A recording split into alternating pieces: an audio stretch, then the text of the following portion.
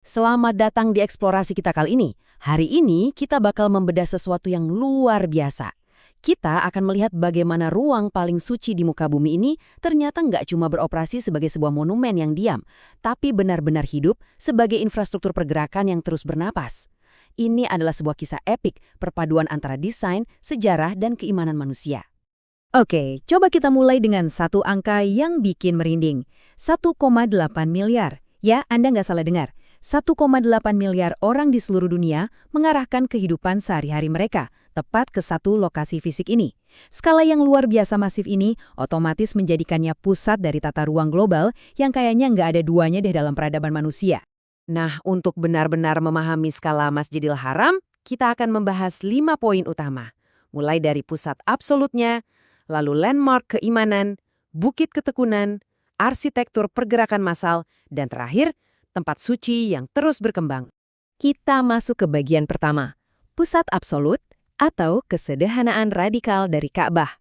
Mari kita melangkah tepat ke titik fokus utama dari kompleks raksasa ini. Di sini, arsitekturnya justru didefinisikan oleh sebuah kesederhanaan yang sangat radikal, tapi kekuatannya luar biasa. Bangunan kubus setinggi kurang lebih 13,1 meter inilah Ka'bah.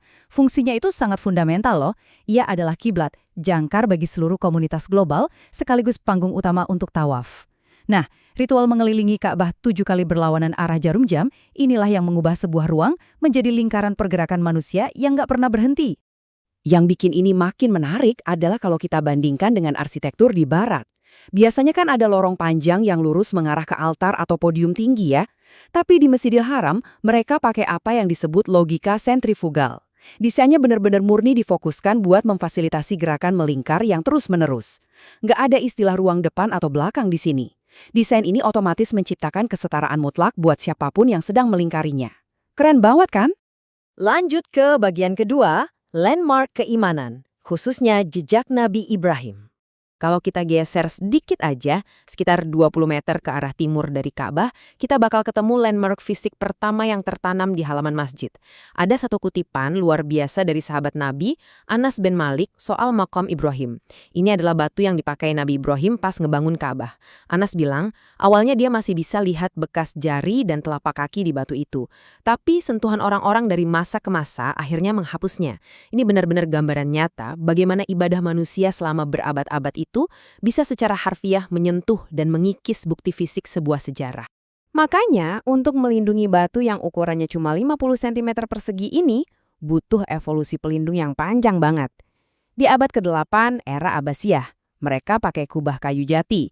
Terus di tahun 1967 era Raja Faisal diganti pakai penutup kristal berkualitas tinggi. Sampai akhirnya di tahun 80-an, Raja Fahd menggunakan kubah kuningan yang berlapis emas. Sekarang kita ke bagian ketiga, bukit ketekunan dan asal-usul sa'i. Tahu nggak kalau kita bergerak lebih jauh lagi keluar pelataran, struktur arsitektur masjid raksasa ini tuh sebenarnya menelan dua formasi geologi kuno ke dalam bangunannya, Bukit Safa dan Marwah. Koridor raksasa ber-AC ini sebenarnya dibangun buat menghormati sebuah kisah yang sangat emosional. Ini tentang keputusasaan seorang ibu, Siti Hajar, yang kehabisan makanan dan air buat bayinya, Ismail. Beliau lari bolak-balik antara Bukit Safa dan Marwah sampai 7 kali, buat cari bantuan, sebelum akhirnya malaikat Jibril memunculkan mata air Zam-Zam. Jadi arsitektur modern ini pada dasarnya memeluk erat sejarah perjuangan seorang ibu di tengah gurun pasir. Dan ngomong-ngomong soal lari bolak-balik, jaraknya itu 3,15 km loh. Coba bayangkan, itulah jarak total yang harus ditempuh jamaah saat melakukan ritual sa'i.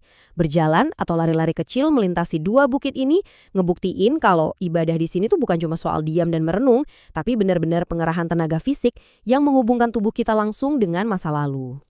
Kita masuk ke bagian keempat, arsitektur pergerakan massal, alias infrastruktur untuk jutaan umat. Kalau kita zoom out sebentar dan lihat rekayasa makronya, Masjidil Haram ini udah nggak lagi berfungsi kayak bangunan tradisional biasa. Ia adalah murni sebuah infrastruktur pergerakan. Pelataran mataf aja udah direkayasa sedemikian rupa untuk memandu lebih dari 107.000 orang setiap jamnya. 107.000 tubuh bergerak melingkar tanpa henti dan nggak ada kekacauan massal. Ini jelas butuh keahlian tata ruang yang super langka di dunia. Nah, rahasianya apa? Para arsitek di sini memakai prinsip pengekangan material. Mereka nggak mau bikin desain visual yang aneh-aneh atau berlebihan. Mereka lebih fokus pada permainan cahaya, proporsi pualam, dan pengulangan pilar yang berirama. Ornamen itu murni cuma buat tekstur background, bukan tontonan utama. Keselamatan dan kejelasan ruang adalah prioritas mutlak. Kenapa? Biar ritual manusianya yang jadi fokus utama, bukan bangunannya. Bagian kelima dan yang terakhir, tempat suci yang terus berkembang. Tarik-menarik antara warisan dan kapasitas. Coba kita lihat seberapa gilanya skala ekspansi ini. Pertumbuhan jamaah memaksa masjid ini untuk terus meluas. Dari kapasitas 500.000 jamaah di era Raja Saud, naik jadi 820.000 di masa Raja Fahd, dan sekarang tembus hampir 1,85 juta orang sekaligus di era Raja Salman. Area masjid ini sekarang luasnya mencapai 1,47 juta meter persegi. Skala yang begitu raksasa ini kadang kerasa kayak fiksi ilmiah ya. Tapi tentu aja, ekspansi fisik sebesar ini bawa dilema arsitektural yang rumit.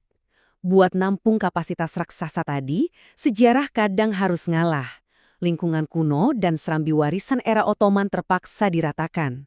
Ini adalah kompromi yang sangat nyata antara melestarikan keaslian sejarah yang udah beku di masa lalu versus memfasilitasi kelancaran ibadah buat populasi umat yang terus tumbuh melampaui zaman. Yang akhirnya ninggalin kita dengan satu pertanyaan yang bikin mikir keras. Gimana sih caranya Anda melestarikan masa lalu sambil terus membangun untuk menampung jutaan orang di masa depan?